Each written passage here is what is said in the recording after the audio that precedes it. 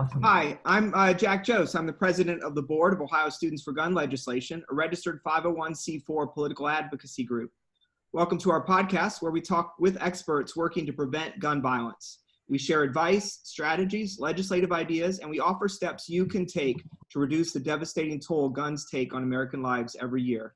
And today, I cannot overstate how excited we are to be talking with Fred Guttenberg. Asking questions, will be joined by Ellie Jose, who's OHSFGL's digital director. But first, here to introduce our guest and get us started is Ohio Students for Gun Legislation founder and executive director, Ethan Nichols. Hi, everyone. I want to thank you all for tuning in today with us and watching all of these amazing videos that we've been putting together for our YouTube and social media presence. And I want to thank today Fred Guttenberg for joining us today. Fred is a powerful advocate for gun reform, and for the laws and legislation that we need nationwide to end the devastating toll of gun violence. Fred, I was wondering today if you wouldn't mind introducing yourself a bit, talking a little bit about your background and why you got involved in this fight. So, first of all, since you're all from Ohio, I have family in Cincinnati. My parents are there, my sister and her husband and kids are there. And as I think you all probably know, back on February 14th, 2018, my daughter was, for many people, a statistic, but for my family, something far worse. She was a victim of gun violence. That followed by 4 months prior when my brother passed away from cancer related to his service in 9/11. So we've lost two family members to truly national American tragedies. The morning of February 14th, I woke up to a perfectly normal morning in my house. It was chaotic. I'm a father of two teenage kids. I have two dogs. We work. Everybody was running late. People were getting frustrated with each other. It was a normal morning. And what I remember about the morning is rushing my kids out the door. You got to get to school. You got to get to school. You're going to be late. I was rushing my children to the place they were going to go to learn and that they were supposed to be safe. I was so busy rushing them out the door that my last words were not, "I love you." And I'm haunted by it every second of every day. Later that day, just after 2 p.m., my son called. He's a couple years older than Jamie. And Jesse says to me, "Dad." And Jesse could be a bit of a jokester, so I didn't know if he was, where he was going at first. And I said, "What?" He goes, "There's a shooter at my school." I still didn't know if I should take him seriously until he said, "And I can't find Jamie." Because Jesse watched after his sister like a hawk. He did not play games with her safety. I asked him where he was. He said he was running, but that he wanted to turn around to find Jamie. And I told him, "You keep running. I'll worry about Jamie. You keep running and you get out of there," which he did, thank God. As he was running and on the phone with me, he talked about hearing more bullets. They were the ones on the third floor that were killing his sister. Now, people want to know why I do what I do today. I'm a father of two children, one of whom I visit at a cemetery. I'm a father of two children, one of whom I worry every second of every day she might have suffered for even a few seconds. I'm a father who hopes his daughter died instantly. Okay? That's why I do what I do today. After my daughter was killed, the next day I attended a vigil, and while there, I was asked by the mayor to speak, and I did. It just lit me on fire. That night, talking to that crowd was the night where for the first 24 hours, my world was just spinning. And I stood in front of that crowd and I was like, we were victims of gun violence. Me, my family in Portland. Okay. A safe community. So I now spend my life fighting on behalf of the 40,000 victims of gun violence a year, trying to reduce that number, trying to be there to stop the next shooting before someone else gets killed. And the time that we're doing this podcast, Somebody's planning a funeral for a victim of gun violence. Somebody's burying a victim of gun violence. And somebody is learning they've been a victim of gun violence. That's America today. And that's not normal. And so we need to change this. There are many states and many cities that are doing some amazing work to make their citizens safer. But a truly effective plan to tackle gun violence has to be national, because you're only as safe as the city or state next to you. So it has to be national. And if I can get a bit political for a second, November 3rd is not a normal election for this country. This is not an election where you go into it saying, they're both the same, like I'll just go in and hold my nose. Not this time. They're not the same. There is only one option that if you believe in decency, civility, and public safety, if you care about our democracy, there is only one option, and that is Joe Biden. And I want that to be clear. I want people to know how hard they need to work to get Joe Biden in and to flip the Senate and fire your neighbor, Mitch McConnell. Because if we do, true gun safety, which is supported by the majority of Americans, will be signed into law.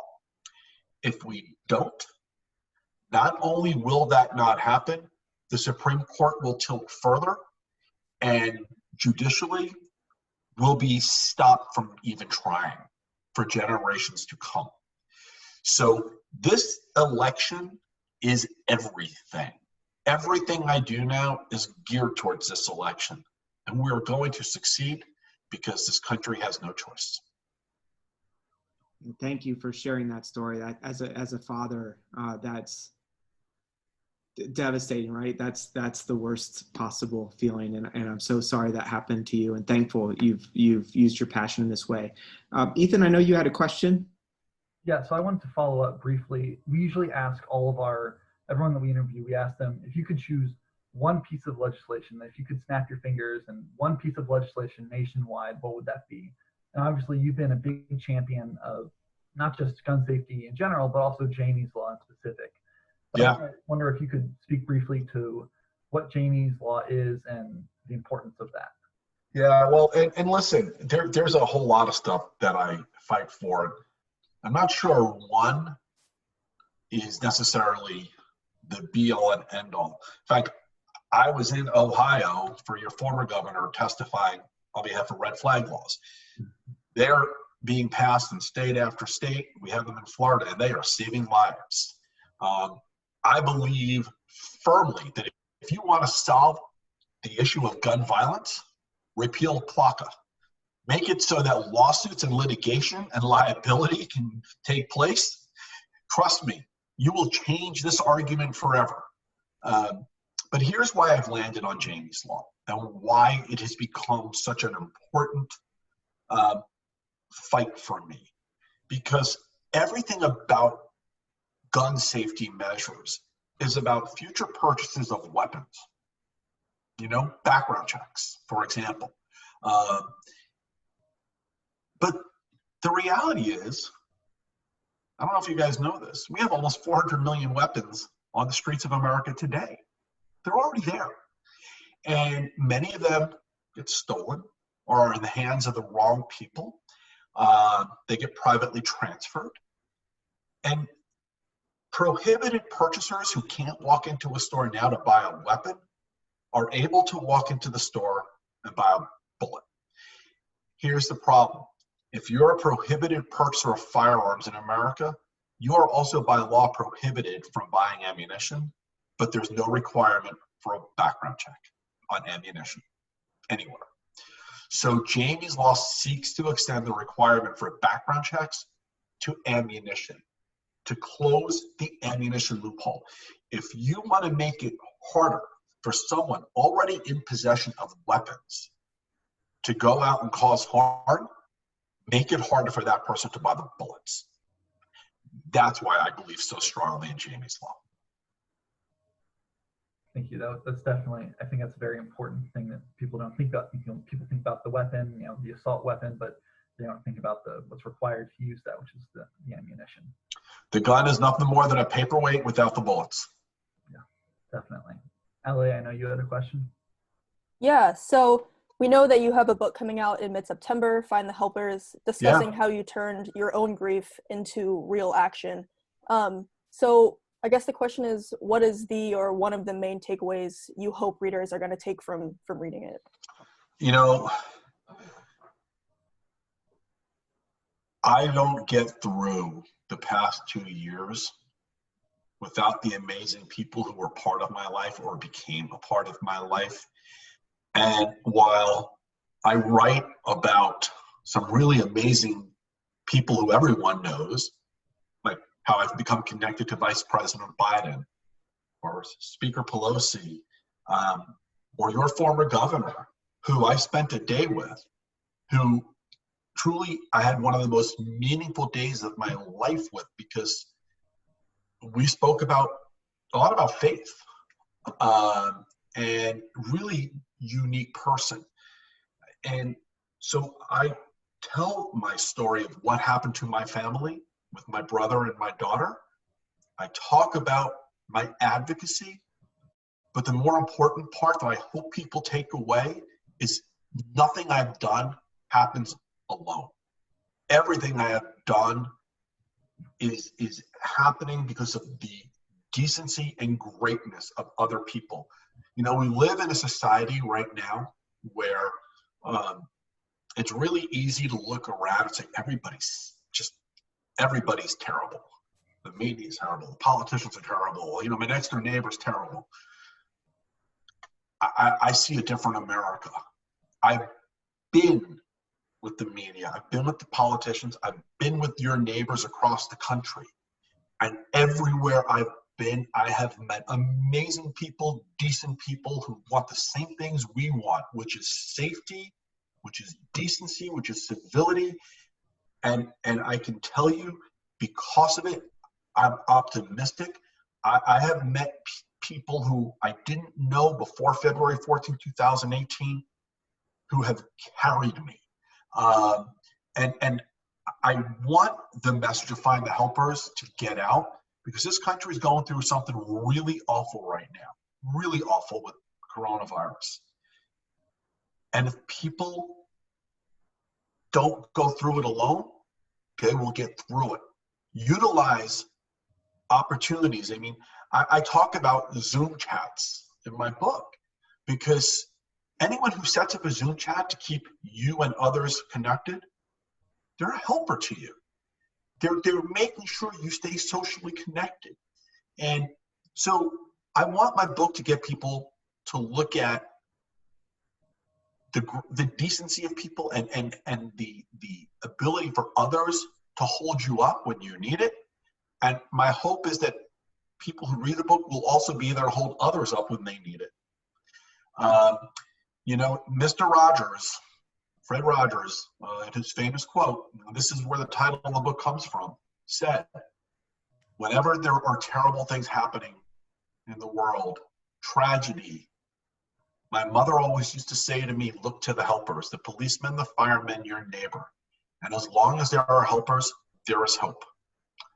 Well, that's what I hope my book does for people, is show them we have helpers and we have hope. So thank you for asking. Yeah, thanks for that answer. Ethan, do you have another question? Yeah, I want to follow up. So if you can envision one win for the gun violence prevention movement that would be bipartisan, what would your one bipartisan win for the gun violence prevention movement be? You know, I think right now we've got to pass the background checks bill. We have to start. And I listen, there's a lot of other stuff that I think may actually do more to save lives in the long term. But being that you said bipartisan, what is the one thing I think potentially could get done first in a bipartisan way? It's background checks. And I would be all for that. Definitely. Thank you. Yeah. So I wanted to follow up briefly and see, so I know that you've done a lot of work for candidates across the country supporting congressional candidates. I remember you came to Ohio and you did some events for candidates in 2018. AFTAB, Yeah. one of our local congressional candidates here. But what are some of the key races, not just obviously presidential races you've been very involved in, but what are some of the congressional and more statewide candidates that you're really plugging into this year and you see as being a big win for us? Well, the big one that is number 1, 2, and 3 for me is the presidency. And then there is the Senate. You know, we'll hold the House. We'll probably gain seats in the House. But we've got to flip the Senate. We need to send Mitch McConnell home. So I want to see Amy McGrath get elected. I'd like to see Colorado flip, Arizona. There are races, Senate races all across this country right now that are winnable. You can win a Senate race potentially in Georgia. You go all across this country, and the math has really shifted. And these are winnable races. I mean, Susan Collins in Maine, she should be getting ready for what she's going to do next because she's going to get fired. So South Carolina, I think Lindsey Graham is in trouble. This guy, Jamie Harrison, is doing a great job outraising him with money, and he is working. And he's a really amazing person. And Lindsey Graham, I think, is in trouble. So you look across this country, we can flip the Senate. I think that is such a priority because if we don't flip the Senate, but we do win the presidency, if there's one thing Mitch McConnell has perfected, it is being an absolute roadblock. And we can't have it anymore. This country needs to get back to doing the work that the people want it to do. And the only way to ensure that, it isn't just the presidency, it's getting rid of McConnell. Definitely. That's a good point. Yeah, I know Students for Legislation National has made endorsements in key Senate races across the country. And then you guys in Ohio, you need to start flipping some of your statewide House seats. You guys need a new speaker. Yes. Yeah, definitely. Yeah. We've endorsed, candidates across Ohio, obviously. Kate Schroeder and Desiree Timms are some of the key congressional seats we're hoping to flip. And obviously we think that we think we can also flip the state House and state Senate. So, but yeah, definitely getting McConnell out, Lindsey Graham, electing Mark Kelly in Arizona, definitely some key wins there. So one question that we we ask all of our speakers, because we ask experts, we ask candidates, we ask victims and survivors, and we also ask other activists and organizers. But the one thing that we always ask is, what are some key ways that our members, our people watching these videos, our organizers across the country, what can they do directly today to get involved to end gun violence? What are your key action items? You know what? Get to work on campaigns. Okay? Get to work on November 3rd. Help candidates win. Help them raise money. Help them organize people to vote. Because, I talk to all the other gun safety groups. They all know my feeling on this. All of the gun safety work that we want to do becomes completely irrelevant if November 3rd isn't successful. And I don't want to be overly dramatic, but it's over. It is over. So if you believe in gun safety and you want to get it done, you get to work for the presidential campaign. You get to work for your local candidates. You utilize whatever social media platform you have to highlight races across this country where you can help. Everything comes down to November 3rd. If we're successful November 3rd, comprehensive gun safety will get done, and it'll get done quickly. Our next president believes in this. He wants to do this. Awesome. Thank you so much. Do we have any last questions from Ellie or Jack? Yeah. So telling Jamie's story through your talks, discussions, your book coming out is very touching and powerful to everybody. How do you think that telling her story has been effective in advocating for gun violence prevention and changing the minds of people who may not agree with this movement? You know, and I talk about this in the book, I struggled at first with what exactly I wanted to do.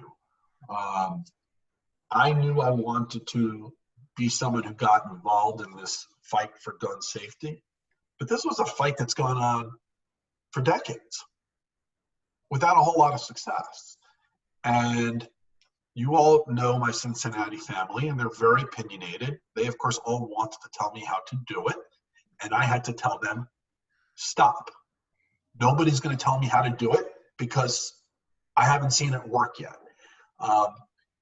And I woke up one day, my best friend said to me, along the lines of, you talked about needing a purpose. He goes, now you have your purpose. He goes, I know you're going to figure this out. And the next day I woke up and I did. I decided I'm going to continue doing this as nothing more than Jamie's dad. Not a policy wonk. I'm not interested in running for office. I am interested in being my child's dad, responding to what happened to my child. And because I've never tried to be anything but Jamie's dad, my emotion has always been there with me.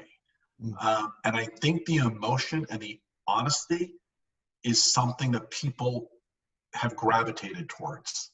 I have shared every personal detail of how I feel on days where I'm feeling like I just want to share this amazing memory of my daughter because it made me smile, and on days where I'm falling apart because of a memory from my daughter that just broke me. I share it. I've shared pictures of her graveside because I'm Jamie's dad. That's where I visit her, and people need to know that. I haven't tried to be anything but Jamie's dad. So for the rest of my life, I'm not in this to be a politician. I'm in this to continue being a father of two kids, one of whom I get to be with and one of whom I don't. And my guilt over having never put my voice into this before it was my kid is something that I'll never heal from. And so I won't ever stop doing this until I know we're on the path to ensuring it's not somebody you love. Well, I'm sorry on behalf of everyone that's how you came to this fight. But we're glad you're here. Thank you. Thank you so much for joining us today. I think that's about all the time we have for today, but I want to thank you so much for joining us today and answering our questions and sharing your story with us. Thank you all. Be safe, be well, get to work on November 3rd.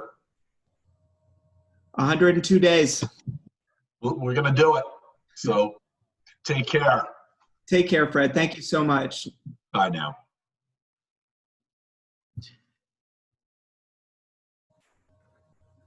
All right. Thank you guys so much for joining us. Ethan, you want to lead us on out here? Yeah, so for all of you watching with us today, if you can go to our website, studentsforgunlegislation.org, you can sign up to join us to receive email updates, follow us on social media, donate to support our organizing efforts, find endorsed candidates in your area, and more. So I encourage you to go to our website, studentsforgunlegislation.org, and donate or sign up to learn more.